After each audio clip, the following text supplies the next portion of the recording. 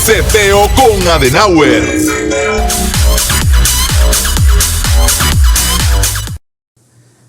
Bien, señores, buenas tardes. Buenas tardes. Un grato honor nuevamente estar con ustedes aquí en su programa Reseteo con Adenauer. Estaremos hablando hoy de lo que es eso que se denomina ser elegido, ser favorito. ¿Quién es el pueblo favorito de Dios? Eso es un tema que va a dar agua a beber, como yo siempre digo, por el hecho de que tenemos muchas pugnas, tenemos muchos conocimientos aquí en esta área que se debate y nosotros queremos que este tema usted y yo lo podamos analizar. Siempre le hago la salvedad a la gente.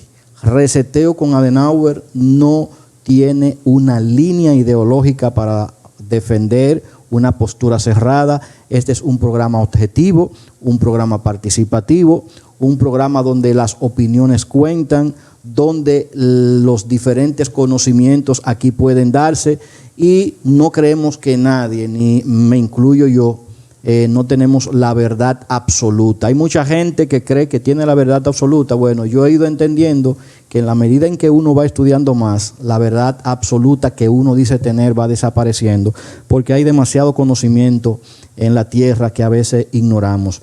Y este tema, yo sé que hay muchos puntos ahí que va a ser incómodo. Yo me voy a arriesgar realmente a tratar este tema, pero tengo que hacerlo porque no solamente se mira desde un ángulo, sino también que se están afectando amistades, se están afectando amigos y está habiendo mucho problema a nivel religioso por esa exclusividad que muchas personas dicen que deben de tener. Yo voy a leer también sus comentarios, por lo cual yo le pido a ustedes que ustedes hagan su pregunta en la medida que nosotros lo vayamos desarrollando, hagan su pregunta, compartan el video con sus amistades y vamos a hacer un programa súper interactivo hoy, así que vamos a darle a esto, Sensei, ¿qué te parece? Bien, señores, la pregunta es, ¿tiene Dios un pueblo elegido? Es importante que este tema nosotros lo analicemos porque hay varias descripciones que se dan en la sociedad con relación a este tema y están estrechamente relacionadas con la verdad que dicen que cada uno tiene. Esta verdad está basada en doctrinas, está basada en dogmas y por eso se viven las pugnas, que cabe decir que no somos los primeros. Realmente nosotros quizás luchamos menos que siglos anteriores, donde la sangre corría por el tema de imposiciones ideológicas. Esto es bueno que nosotros lo tengamos en consideración porque, por ejemplo, desde el año 300 hasta el 1800 aproximadamente, donde más candentes estuvieron los debates, las ideologías se imponían basado en la espada. Eso de que de nosotros estar analizando, de nosotros estar evaluando, de nosotros sentarnos en una mesa y discutir, eso no existía en la generalidad como hoy se da. Eso eran círculos muy cerrados, grupos muy dominantes, sobre todo aquellos que estaban apegados al poder, porque el sistema religioso ciertamente estaba muy unido al poder político y desde allí se hacían las imposiciones a todas las personas a los cuales se le decía que tenía que aceptar una fe. En este caso, por ejemplo, viendo desde la comunidad católica romana antigua, para separarla de la de hoy, porque hoy es un poco distinta, la comunidad católica antigua siempre realmente iba a los lugares, imponía su fe, su creencia. No importa que fuera en la Virgen María, no importa que fuera en la Trinidad, no importa que fuera en los santos, no importa que fueran los dogmas que tenían que ver con la salvación, era basado en la espada. Si usted se negaba a aceptar que ellos tenían la verdad absoluta, usted era declarado hereje o era declarado apóstata, y eso le costaba la muerte. Cabe destacar que fueron cientos y miles de personas que murieron a mano de esta mentalidad por entender que debían de renunciar a una imposición ideológica. Mucha gente murieron, muchas mujeres, muchos hombres, muchas personas incluso que tenían algún tipo de enfermedad también fueron víctimas porque asociaban la enfermedad como una consecuencia de la desobediencia al dogma. Y ya eso nosotros lo vimos con el caso de Hitler, que mató muchos alemanes o muchos judíos también que tenían, por ejemplo, el síndrome de Down. Y esto basado en esa exclusividad que decía Hitler, que tenían algunos sobre otros. En el caso de Israel, que es básicamente de donde se origina el concepto que pasa al catolicismo y a las ramas del cristianismo, nosotros sabemos que también ellos tenían esa exclusividad. Muchas de las personas que han leído bastante la historia de Israel, algunos ignoran profundizar sobre este tema, no les gusta, pero sí es bueno que sepamos que aún dentro de la misma comunidad judía hoy, esa exclusividad ni ellos mismos se la creen, ni ellos mismos la cimentan, ni ellos mismos la fomentan, ni ellos mismos la enseñan. El judío de hoy, a diferencia del judío del siglo XIX hacia atrás, entiende que no existe un pueblo exclusivo para Dios. Esto por varias razones. Número uno, porque muchos se han despegado ya de la ideología religiosa. Ya han asumido un comportamiento más humano, un comportamiento más social y un comportamiento basado en el conocimiento, vamos a llamarlo así para que me puedan entender desde un punto de vista universitario.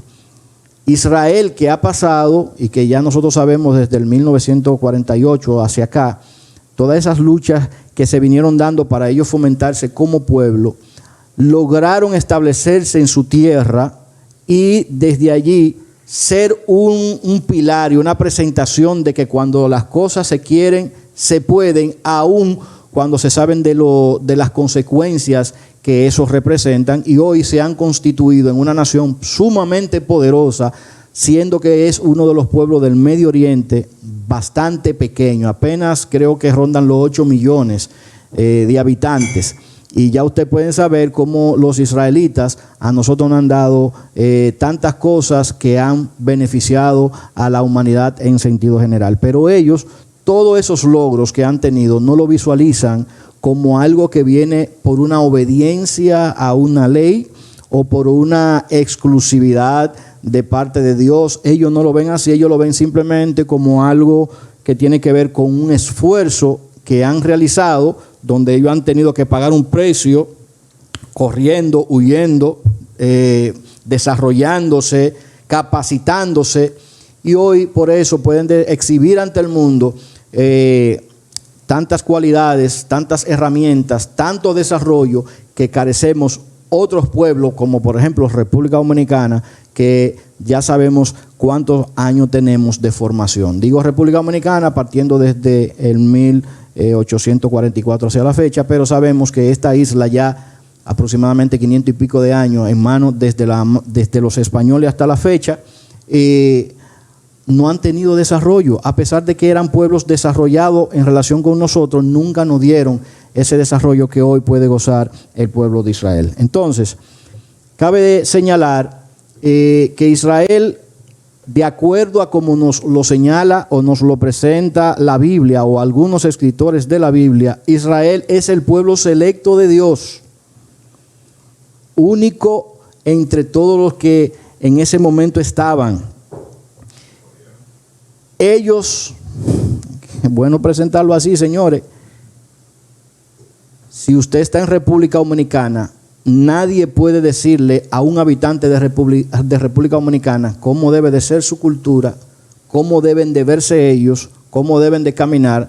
Nadie va a hablar de su pueblo buscando la forma de destruirlo, a menos que sea una persona que sea del extranjero. Israel creó su propia cultura, se desarrolló, y ellos vendieron al mundo a través de sus escritos que ellos eran un pueblo sumamente escogido por Dios. Por ejemplo, tenemos un texto bíblico en el libro de Deuteronomio, capítulo 7, del 7 al 9, que dice: no por ser ustedes más que todos los pueblos les ha querido el Señor y les ha escogido, pues ustedes eran el más insignificante de los pueblos, sino por cuanto les amó el Señor y quiso guardar el juramento que juró a sus padres, les sacó con mano poderosa y les ha rescatado de servidumbre de la mano de Faraón, rey de Egipto.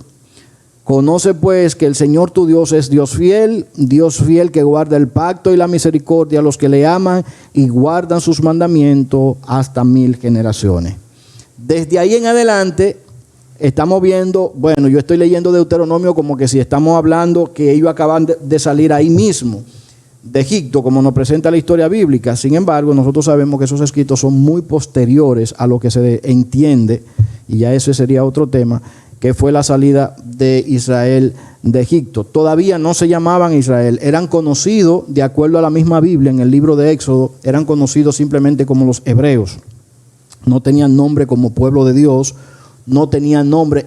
De hecho, los egipcios nunca vieron a Israel como un pueblo separado de ellos, porque de acuerdo a como establece la misma Biblia, Israel había durado, de acuerdo a los estudios teológicos cristianos, 430 años en Egipto. Haciendo un análisis podemos ver que no son 430 años, son menos, pero lo que predomina dentro de la comunidad teológica cristiana es que Israel duró 430 años ahí en Egipto. Imagínese usted que usted vea a sus hijos, sus nietos, hasta su cuarta generación en una tierra, que cabe señalar que cuarta generación, partiendo de lo que nosotros conocemos como generación, aproximadamente 40 años para esa época, ¿verdad? Estaríamos hablando de 120 años. Imagínense que duraron 430 años.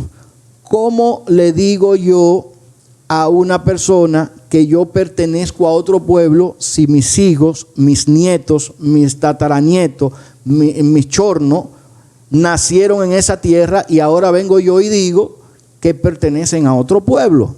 Realmente esto fue lo que desencadenó ese aparente debate, como narra la Biblia, en el pueblo de Israel, y que dio como resultado que a la salida de los hebreos de la tierra de Egipto hubiese una persecución contra ellos. Faraón, como vemos en la historia bíblica o en la historia de la Torá, señala que él mismo dice: ¿y por quién es ese Dios? Porque yo no lo conozco. Nacimos, nos criamos y nos desarrollamos con otros dioses, y ahora tú vienes y me dices que hay otro Dios que lo eligió a ustedes, lo separó de nosotros, y yo tengo que darle a ustedes la oportunidad de ser exclusivo porque ya ustedes ni siquiera me pertenecen a mí. Ustedes saben bien que entre los antiguos esto de ser selecto no era tan visto como lo vemos hoy en la comunidad cristiana, porque el ser elegido tenía que ver no propiamente con una nación, sino con alguien específico. Por ejemplo, los faraones eran reconocidos como personas que tenían el poder sobre el cielo y la tierra. De hecho, algunos que vieron la película de Moisés, la nueva película de Moisés y los 10 mandamientos que estaban dando en la televisión nacional, recuerdan que al faraón le llamaban mucho que él era Dios arriba y abajo, porque ellos tenían la prerrogativa, de acuerdo a su cultura, de que ellos eran la representación o la encarnación de lo divino. Y nada se podía hacer a menos que sea a través del faraón o a través de quien el faraón decía que tenía los oráculos para darse a conocer a las comunidades circundantes. Entonces, se supone que cuando Moisés viene con este tema de que ellos tenían un pueblo elegido y Faraón entiende que él es un elegido, ¿qué va a ocurrir ahí? Luchas de poderes. Uno que dicen que es el escogido de un Dios verdadero, mientras que el otro decía también que era el escogido del Dios verdadero. Eso no ha cambiado nunca en la humanidad. Si vamos al análisis de la Biblia, de acuerdo al texto que nosotros estábamos leyendo de Deuteronomio capítulo 7, del 7 al 9, nosotros sabemos bien que Israel, de acuerdo al registro bíblico, salió de los caldeos.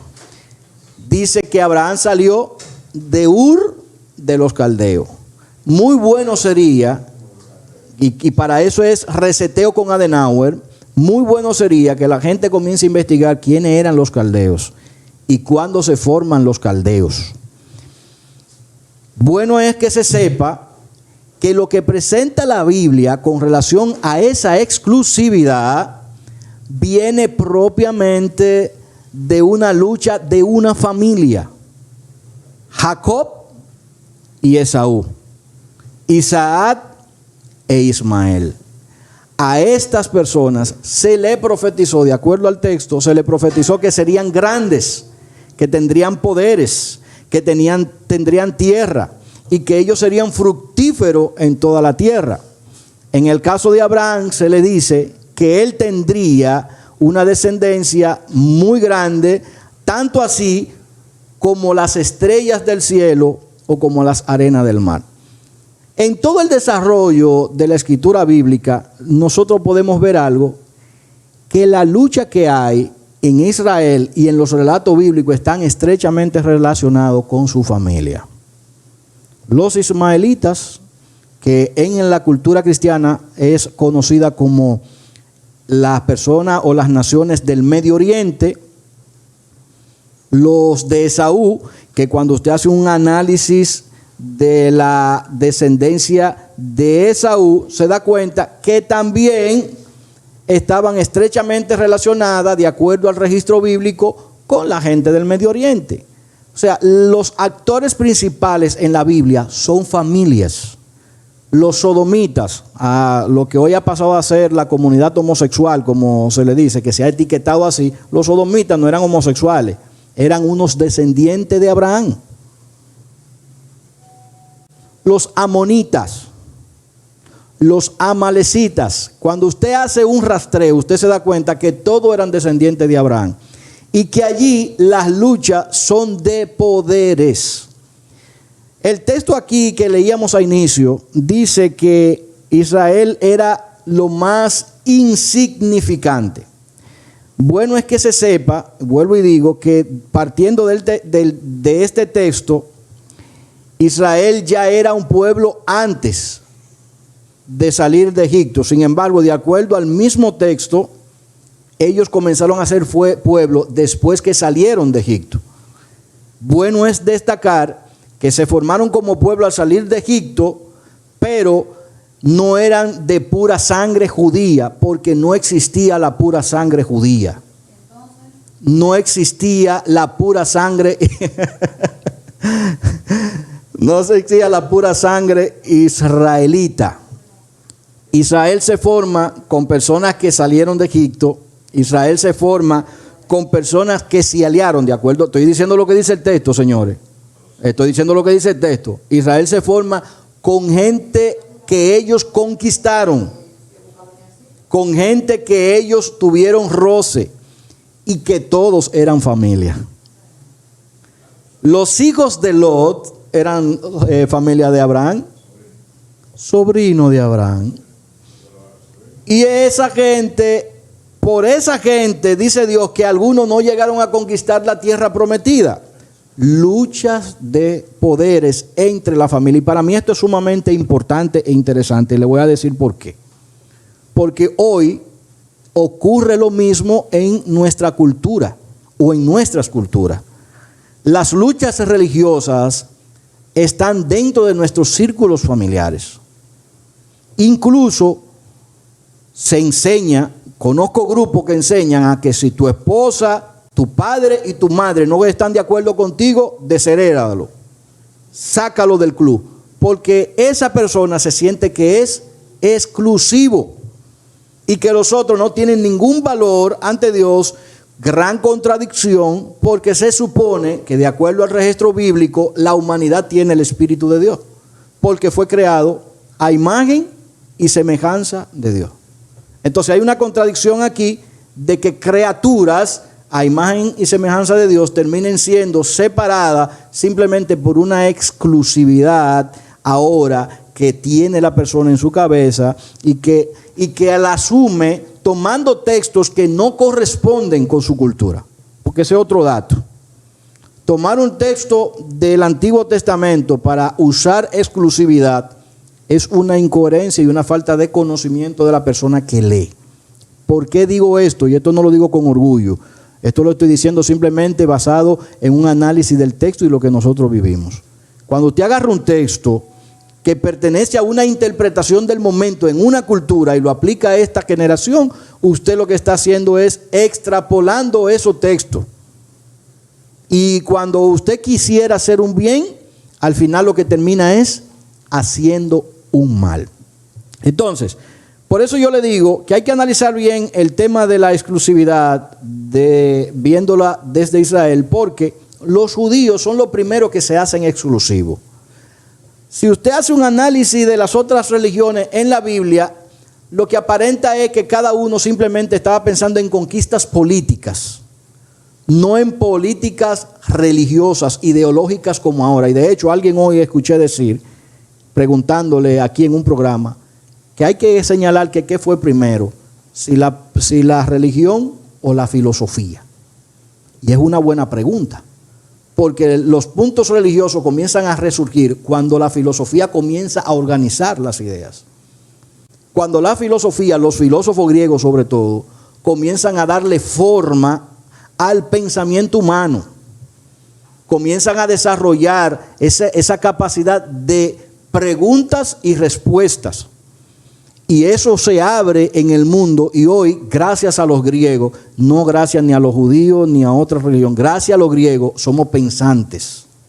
No somos hoy bobos, como decimos, que nos llevan como un caballo o como un caballo por donde el otro quiera. Hoy tenemos, gracias a Dios, tenemos esa facilidad de razonar y analizar estas cosas. Entonces, los judíos se creían que eran lo bueno, los otros estaban pensando en política, en conquista, en dominar, en controlar, en ejercer poder sobre el otro. Los judíos dijeron, bueno, ahora llegó el momento de nosotros salir del pueblo de Egipto y somos ahora monoteístas. Israel era politeísta. Desde Egipto y hasta, vamos a decirlo así, hasta la venida de Jesús, como el Jesús histórico de Juan Samuel Sensei, eran politeístas, y toda la Biblia está en la Biblia está evidentemente manifestada que Israel nunca dejó de ser politeísta. Siguieron usando imágenes dentro del templo donde hacían sacrificio. Usaban resguardo, lo que nosotros le llamamos resguardo, ellos le llamaban terafines. Israel siguió teniendo contacto con otras naciones, otras culturas. O sea, tenían sus imágenes.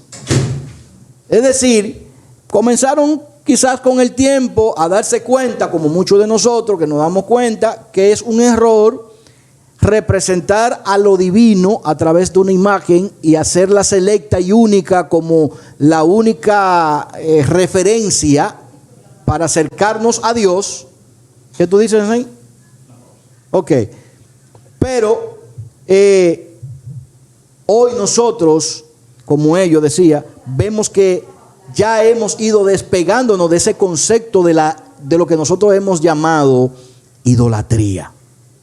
Entonces, es bueno que nosotros tengamos esto en cuenta, porque Israel se hizo monoteísta evolucionando. No fue algo de momento, fue una evolución, como muchos de nosotros que hemos llegado al monoteísmo, no al monoteísmo con una figura, sino al monoteísmo viendo lo invisible y hablando de lo invisible en la evolución. Mire, yo sé que este es un tema incómodo, porque el que me conoce a mí sabe que yo soy cristiano, de práctica, no di que de palabra, para que estemos claros, de práctica.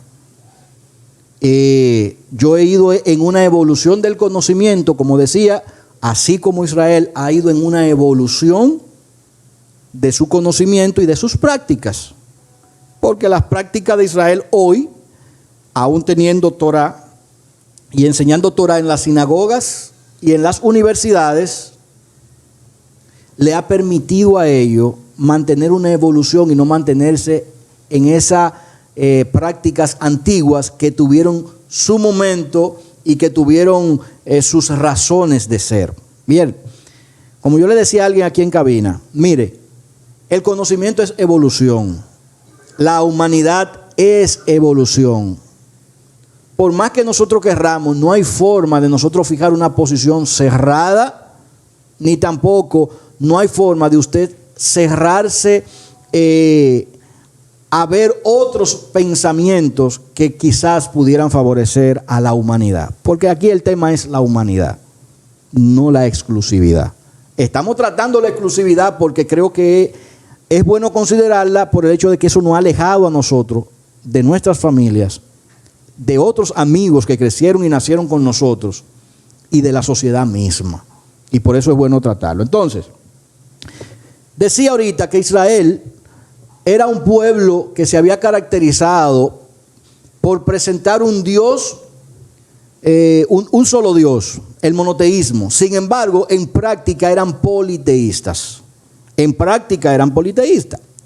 Hay gente que cuando me oye decir eso me dice, ¿cómo tú me lo demuestras? Yo le pregunto a usted, los cuernos que estaban en el altar, ¿de quién era? Le hace idea en su cabeza el escuchar el cuerno. ¿De dónde traían ellos el cuerno? ¿Y quién era que estaba ahí que le ponían ese cuerno para después coger el aceite y vaciarlo?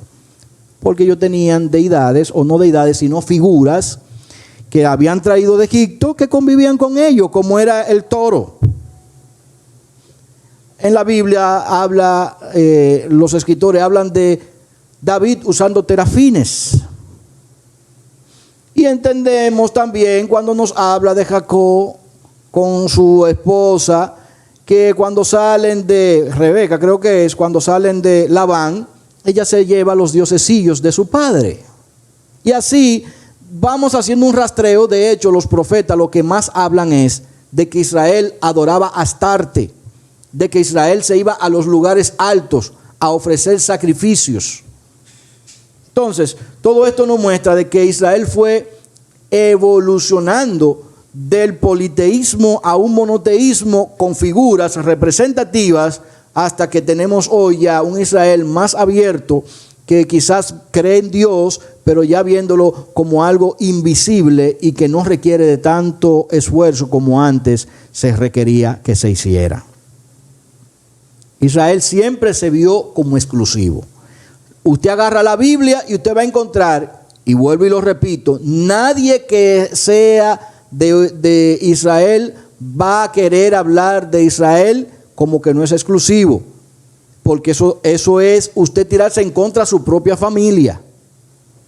Eso es tirarse a su propio padre en contra, y más en una cultura donde a usted le desheredaban por pensar diferente, donde usted lo apedreaban por pensar diferente.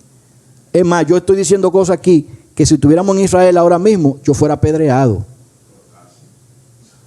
Si estuviéramos en la Inquisición, yo fuera decapitado. Porque estas cosas no convienen a ciertos sectores que se digan, porque esto representa control. Si yo le quito un poco de ceguera a la gente, el control pierde su legitimidad, pierde su fuerza, y entonces tendríamos que aplicar o diseñar algo, un sistema que nos permita a nosotros vivir como colaboradores y no como jefe sobre súbdito. Entonces, estas son cosas que son interesantes, señores. Entonces, si seguimos viendo en las escrituras, usted va a encontrar, mire, usted entra a Facebook, usted entra a Twitter, usted entra en Google y pone ¿quién es el pueblo elegido de Dios? Usted va a encontrar unos que dicen Israel y otros que dicen el cristianismo. Y aquí vamos a llegar ahora al cristianismo. Jesús viene como Mesías, dicen los evangelios, ¿verdad? Presentan a Jesús como Mesías. ¿Qué hace las nuevas interpretaciones sobre Jesús? Aplican textos que tenían que ver con Israel, con la exclusividad de Israel, y se aplican solamente a Jesús. Ya Israel no es el centro del pueblo, ahora el exclusivo es Jesús. Hay una reinterpretación.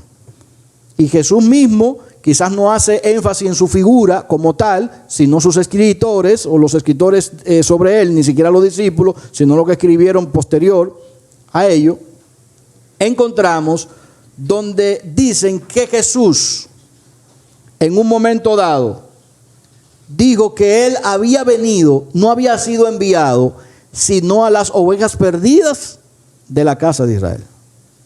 Dígame si eso no es exclusividad.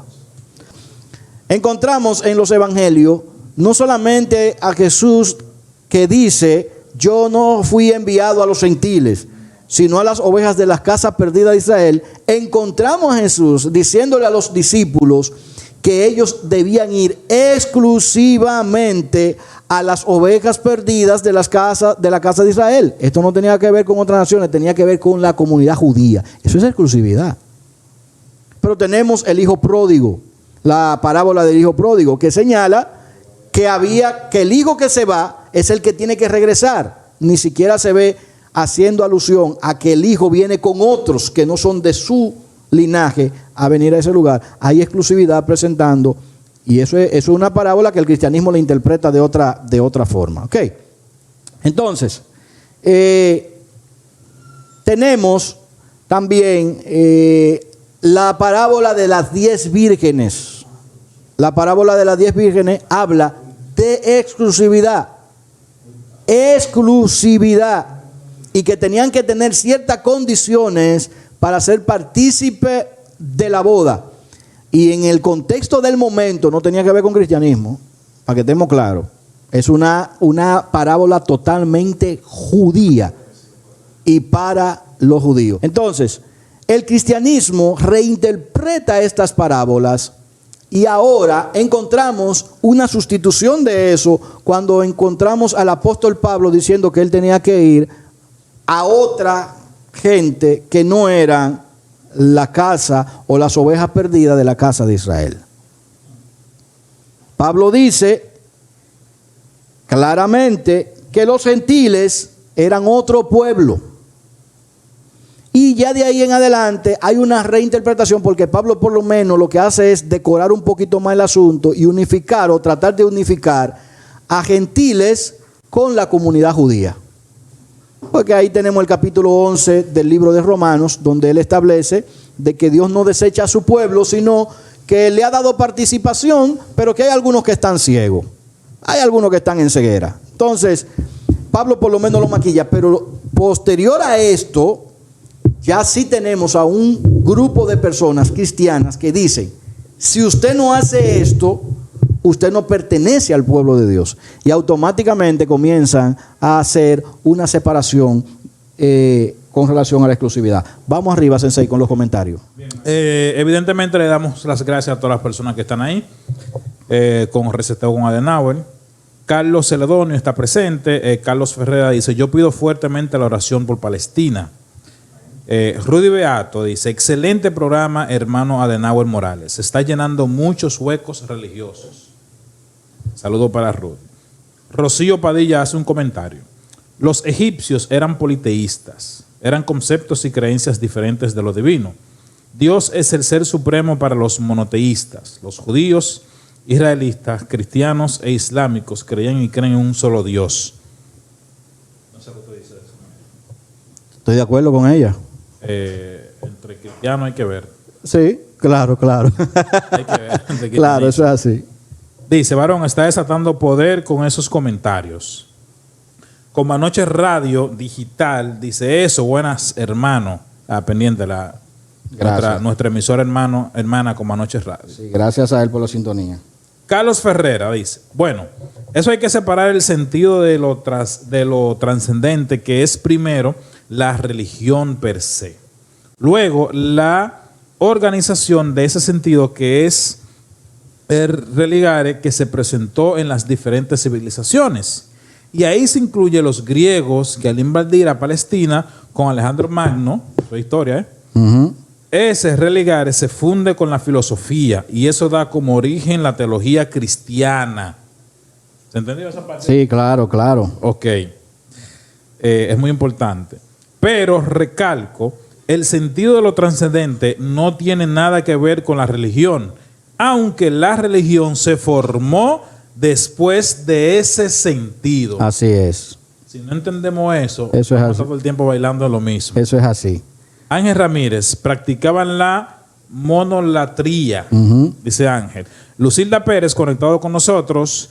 Ramón de Jesús, muy buen programa.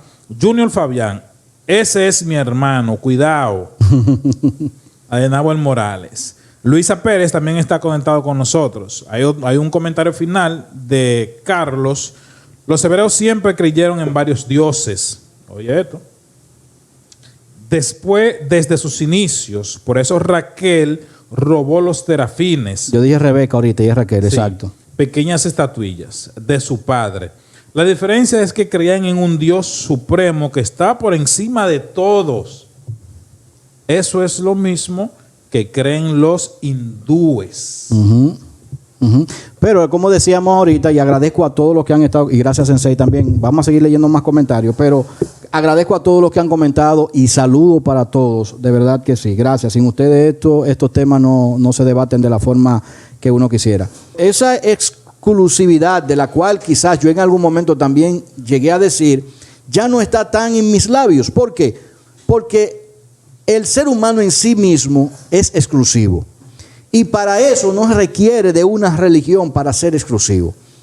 Todas las creencias en el ser humano han jugado un papel trascendental, un papel importante, porque estamos hablando de desarrollo y el desarrollo no nace de una vez, eso es en el camino que se va dando, eso es paulatinamente que se va dando. Y todavía hoy que tenemos una generación más desarrollada que la anterior, nos damos cuenta de que nos falta mucho por aprender.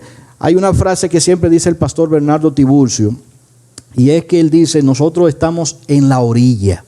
Nosotros tenemos mucho tiempo estudiando estos temas y nos damos cuenta que cada vez que estudiamos, estamos en la orilla del mar. No hemos llegado a la profundidad. No hemos llegado, porque cuando usted comienza a estudiar cultura por cultura,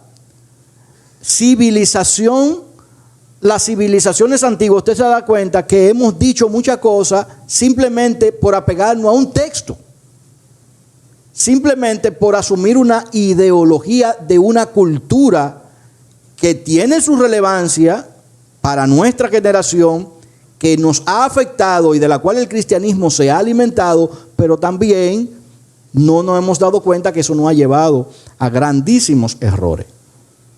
¿Cómo es que una religión puede llevar a separar a una persona de su familia? ¿Cómo es que una religión sustituye a otra religión y dice que es mejor que la otra? Cuando una religión hace eso, indica de que tiene tantas debilidades como la otra. Porque mientras los protagonistas o los que interactúan con esa creencia sean seres humanos débiles, con carencias económicas, carencias espirituales, vamos a llamarlo así, carencias de conocimiento, las debilidades, las luchas, esa selección siempre va a existir y al final cuando usted hace un análisis nos hace más mal que bien. Mire, para los que todavía dicen que quizás yo soy y que me he salido de la fe por decir esta cosa, yo le voy a decir, usted me va a decir a mí que Dios estaba de acuerdo con la esclavitud de sus propios hermanos,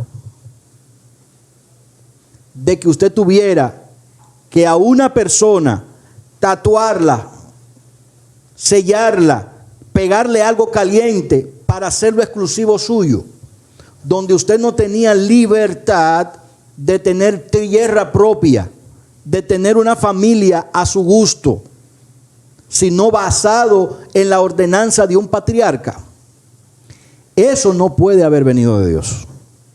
Eso es una interpretación que aquellas generaciones le dieron usando el nombre de Dios, del Dios que ellos en ese momento lo entendían de esa forma para tener control sobre otro. Y hoy pasa lo mismo, porque nuestra fe, si hacemos un rastreo en nuestras comunidades cristianas, ocurre lo mismo, aunque quizás no con la generalidad de antes. Pero todavía a estas alturas se piensa de esa manera. Por ejemplo, yo tengo aquí algunas cuestiones que son interesantes destacarlas. Antes de eso, hay un texto que dice de Israel: yo haré de ti un gran pueblo, te bendeciré y te haré famoso tu nombre, que será una bendición. Bendeciré a los que te bendiga y maldeciré a los que te maldigan. Oiga bien, desde la fecha de ese texto hasta ahora, Israel nunca ha sido grande. Ahora demuéstreme que Israel ha sido poderosa. Nunca ha controlado una nación. Israel nunca ha controlado otra nación. Israel nunca ha tenido territorio, quizás si ha tenido territorio, nunca lo ha tenido lleno. Y actualmente, que es donde más libertad ha tenido y que vive en un país demócrata, no tiene la cantidad de personas que esa profecía dice. ¿Usted sabe lo que ha hecho el cristianismo con ese texto? Extrapolarlo y decirle: nosotros somos parte del pueblo de Dios. Porque como no tenemos una interpretación que se apegue a ese texto, tenemos que hacer que ese texto se cumpla. Y para eso tenemos que hacer que el cristianismo cumpla esa profecía. De hecho, la gente dice que Israel fue creado para predicar el evangelio y que como ellos no lo hicieron, lo hemos hecho los cristianos. Al parecer, el pueblo grande es el cristianismo y no el judaísmo. Al parecer, es el cristianismo el descendiente de Abraham y no el pueblo de Israel, porque el que se ha multiplicado es el cristianismo. El que le ha llevado el monoteísmo al mundo prácticamente ha sido el cristianismo, con politeísmo también, sí, pero es quien ha introducido en el mundo el monoteísmo. De alguna manera ha sido el que más influencia ha ejercido sobre la sociedad. Entonces, hay muchas cosas que hay que analizar, señores. Y usted diría: pero varón, ¿y eso no es desmeritar la Biblia?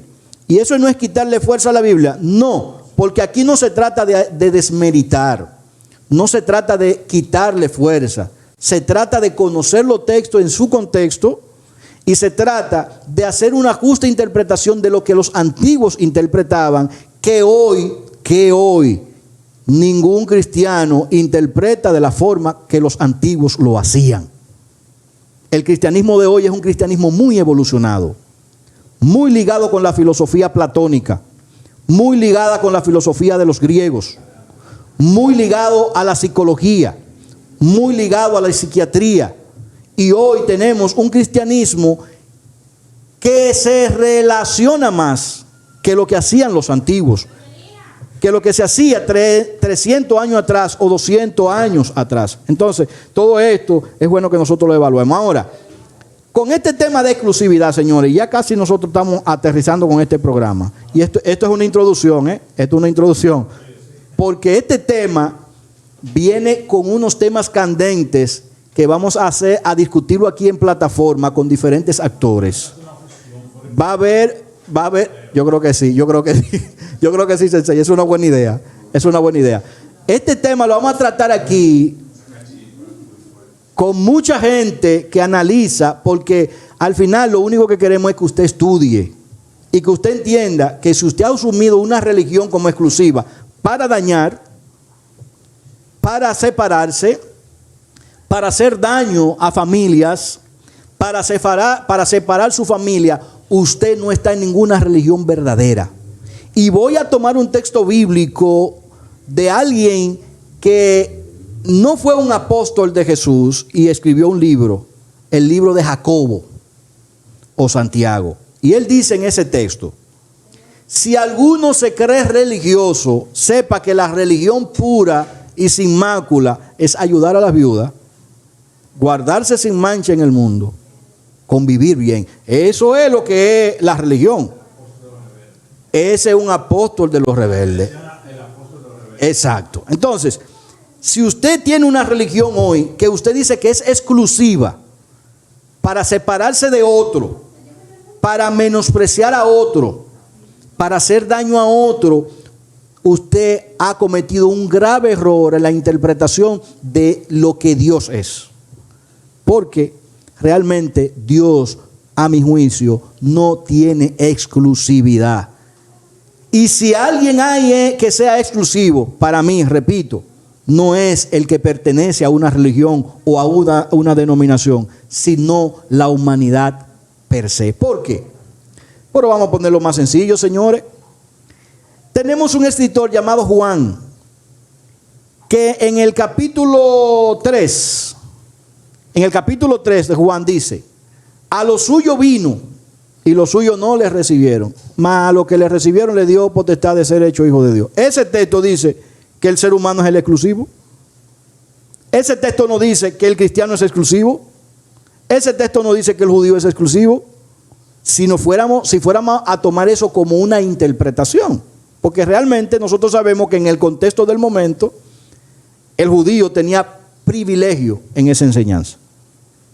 Era la exclusividad realmente, porque a ellos fue que les fue dada la palabra, y por eso usted no ve ningún otro protagonista en la Biblia más que el judío. El judío es el protagonista de toda la Biblia, y por eso todos los escritores judíos, porque ellos eran la exclusividad. Ahora, pero hay textos que aluden a que el ser humano es la exclusividad y no la religión. Entonces, aquí tenemos algunos puntos que considerar.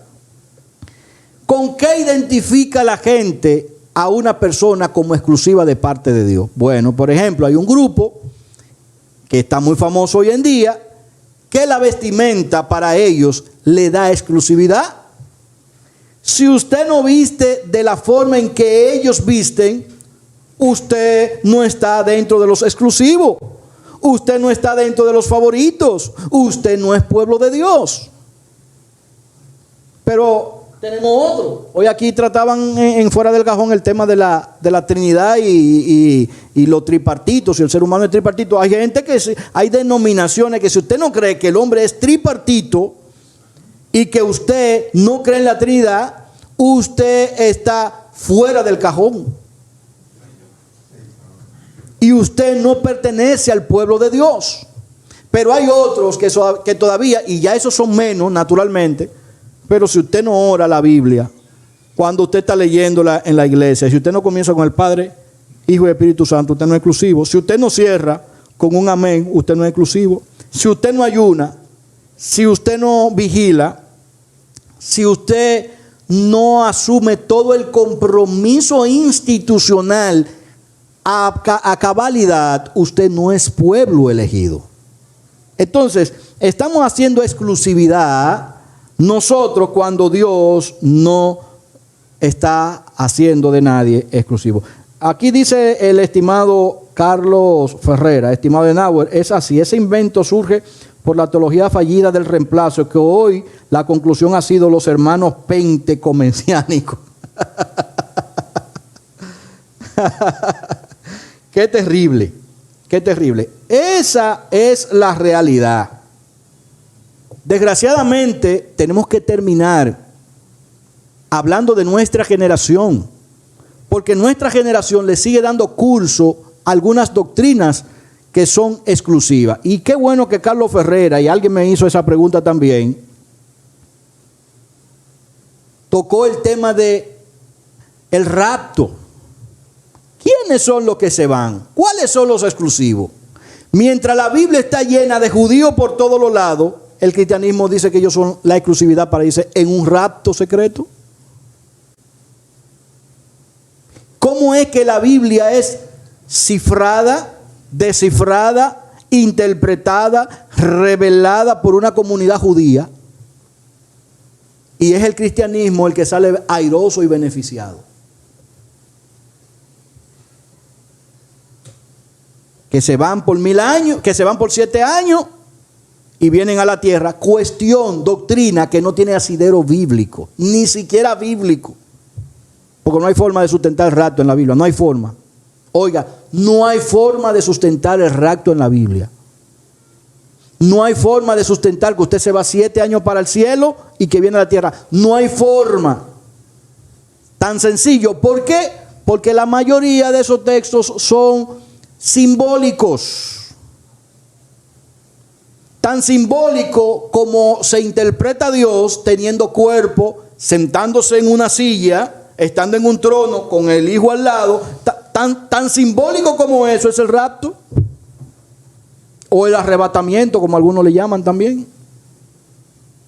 Todo lo que está en la Biblia, para una cultura, que eso es importante, yo creo que aquí vamos a tener que hacer un programa así. Mire, yo me voy a comprometer de traer a alguna gente aquí que son expertos en la materia de la lengua.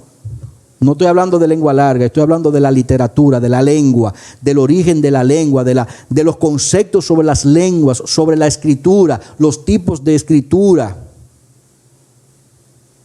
para que podamos aprender a discernir los textos, cómo están escritos, para quién están escritos, por qué escribían en esa forma, por qué escriben para una comunidad con un lenguaje distinto a la otra, incluso por qué se utilizaba un idioma y no el original de esa persona para hablar. Todo eso tiene su razón de ser, señores. Pero eso no nos quita la exclusividad. Y hay algo que señalar también ahí con eso que dice Carlos Ferrera. El tema de los pentamesiánicos. Y que me perdonen porque tengo muchos amigos buenos ahí. Y que me perdonen mis hermanos cristianos porque también sé, como le decía alguien aquí, que el cristianismo no es malo. Es lo que se dice erróneamente que es malo, que eso es lo que hay que cambiar.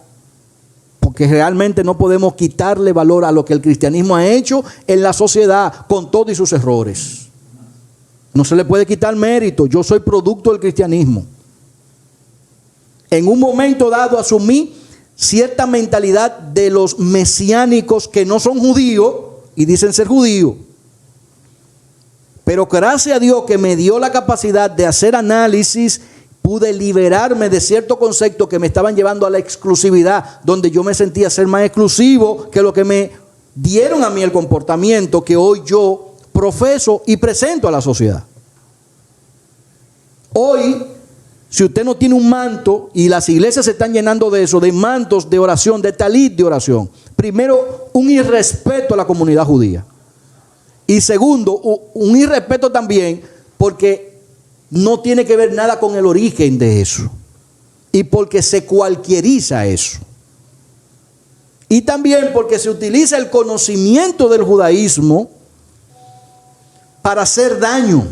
Cuando al final el judaísmo no se introduce en el cristianismo para proyectarse o para granjearse gente.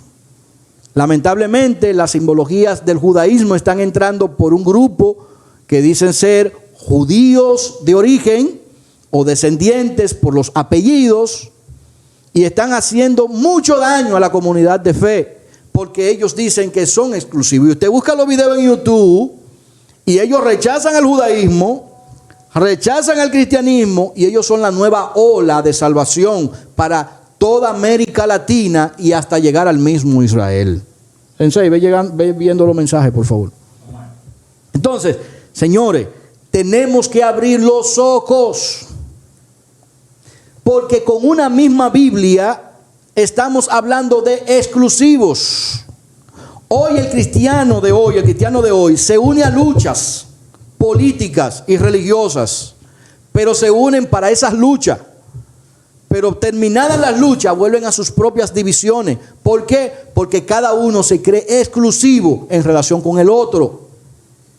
¿Tiene Dios un pueblo favorito? Vamos a poner otro tema más. No entran ciclones a República Dominicana porque esto es tierra de Dios. No tiembla la tierra en República Dominicana porque esto es pueblo de Dios, hasta que la falla de San Andrés se alborote y nos hunda todo. Y entonces, ¿qué vamos a decir? Ahí Dios no abandonó. La fosa de Milwaukee, cuando no haga un lío, la fosa de Milwaukee, entonces la ira de Dios se metió con República Dominicana por su pecado. Porque ahí llegamos como hacían los antiguos. Cuando Israel perdía una lucha, decía Dios favoreció, el Dios de ellos, decían ellos, favoreció a la otra nación porque nosotros desobedecimos, pero y aquellos no estaban de desobedientes. ¿Cómo es que Dios va a favorecer a un desobediente con otro desobediente? Señores, de por Dios. De por Dios, tenemos que ver que cada escritor tiene ángulos. Como yo quizá que estoy de este lado de esta cámara y usted tiene un ángulo de aquel lado.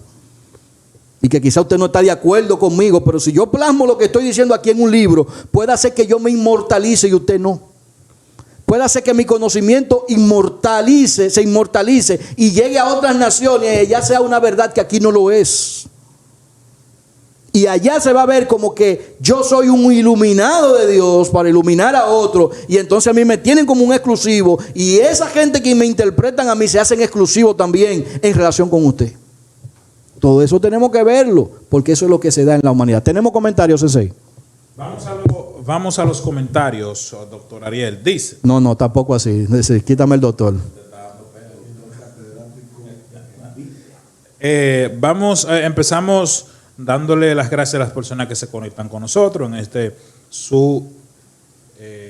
su programa aquí, el reseteo con Adenauer Morales. Carlos Ferrera. Estimado Adenauer Morales, es así. Ese invento surge por la teología fallida del reemplazo, que hoy la conclusión ha sido los hermanos pentecomesiánicos, lo que ya leímos ahorita. Seguimos saludando a Ángel Ramírez, que está conectado con nosotros. Dice Carlos, los tres grandes, cuando tú hablabas, te refería ahorita al tema. Carlos Ferreras, solo se van nuestros hermanos los pentecostales, di que para una boda, en cuanto al rap. Ajá. La boda de ellos tiene que ser la mejor. Campanita, micrófono y campanita. Carlos Ferrera, la lengua larga. Eso cuando hablaste de... Sí, de la lengua de la literatura. Dice Carlos Ferreira, suéltate, no pida perdón, que usted no está pecando. Jodido. Está conectado también con nosotros, Ebenezer Vida Eterna, y deja el siguiente comentario. Así es, hermano, excelente. Falta de conocimiento de mucho por no estudiar a profundidad las escrituras. Gracias por tu comentario. Carlos Ferrera dice, el talí se lo ponen en la cabeza y lo sacuden a la gente diciendo, ki mamá, chere que bebé. Muchacho. Por ahí anda un volcán y ya estamos recibiendo la ceniza. Así es. Precisamente. Carlos Ferrera dice que Ilustrado Radio TV Show, tal cual, sin miedo. Ese es mi derecho a libre expresión consagrado en la Constitución. Eso fue que yo le pregunté si tengo que leer el ki mamá. No son fáciles. Miren, señores, gracias, de verdad que sí, pero de verdad, mire, yo le digo, como le decía y le repito a uno de mis amigos, de los amigos de colaboradores de aquí de Radio TV Show, que yo le decía que el conocimiento en todas las generaciones ha sido importante. Todas las creencias han tenido importancia en la humanidad.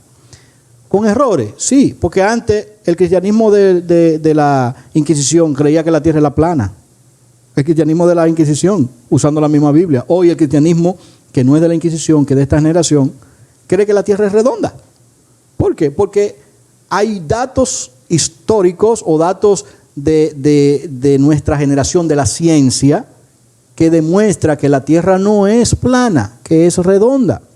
Y hay cristianos que van a mantener esa postura y hay que respetársela. Al final, esa creencia, mientras no cambie su estilo de vida en relación con su prójimo, que no le haga daño al prójimo, está bien. Tenemos verdad absoluta. Está demostrado que no tenemos verdad absoluta. Miren, en la Biblia tenemos el caso de las mujeres con el tema de la toalla sanitaria, por ejemplo. El judaísmo, una mujer con la toalla sanitaria había que ponerla en una disciplina de unos cuantos días, 7 días o 15 días creo que era. Por allá era inmunda. La palabra inmunda para el cristianismo es pecaminosidad. En el judaísmo es simplemente una licencia, como lo hacemos hoy, una licencia por su condición.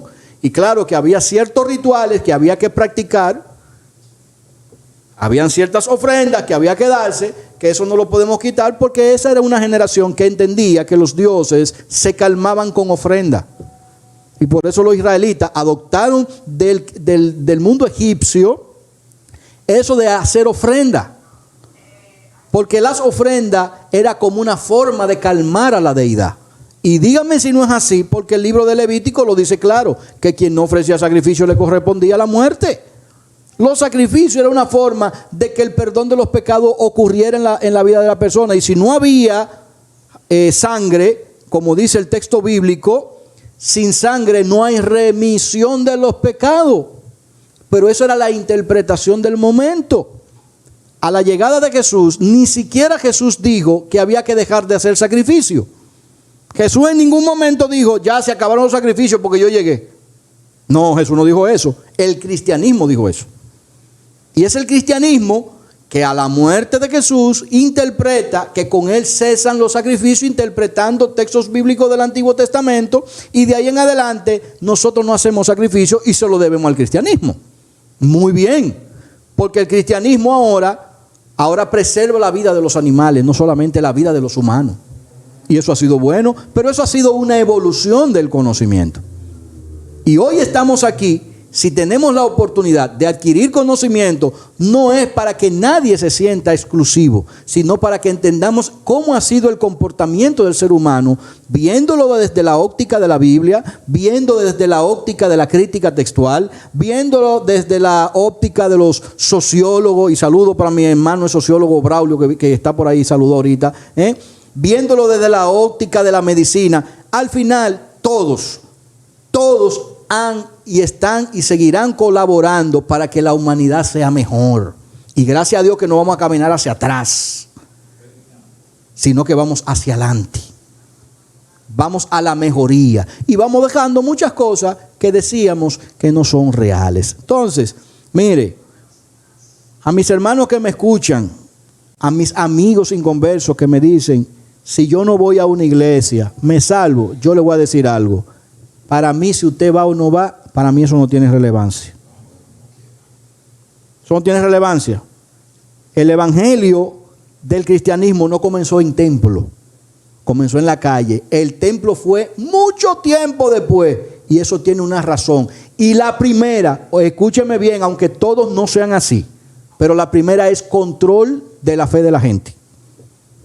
Esa es la primera. Todos no controlan, pero sí hay una gran mayoría que heredamos eso. Las iglesias surgieron, los templos, para controlar. ¿Que eso se ha ido modificando? Bueno, cuestión de la evolución de la iglesia de hoy. Pero eso ha sido la realidad. Yo nací en una iglesia y yo veía aquí en Boca Chica cuando yo llegué en el 86.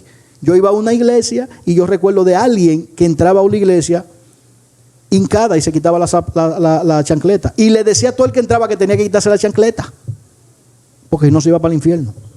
Porque no se puede pisar el templo santo de Dios. Quita la sandalia de tu pie, porque el lugar que tú pisas santo es.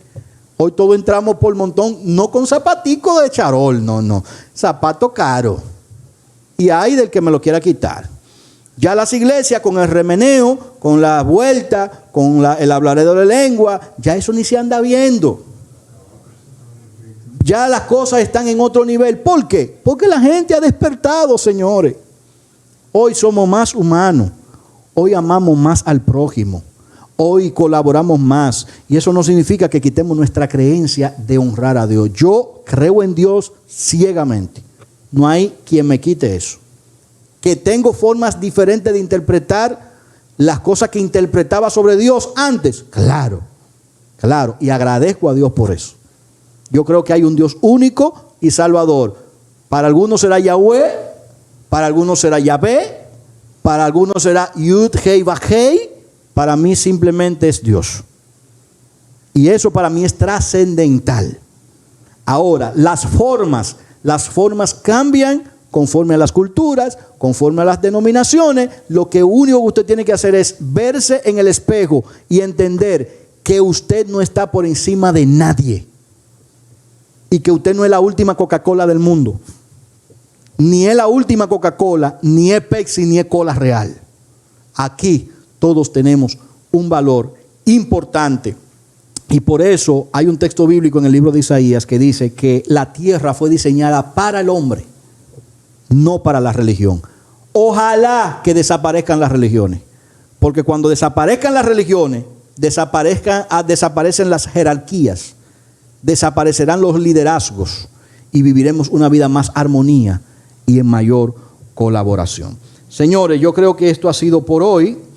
Les decía que esto es solamente una introducción, porque este tema se va a debatir de otras formas con actores diferentes aquí, contrarios, y vamos a ver qué sacamos de aquí.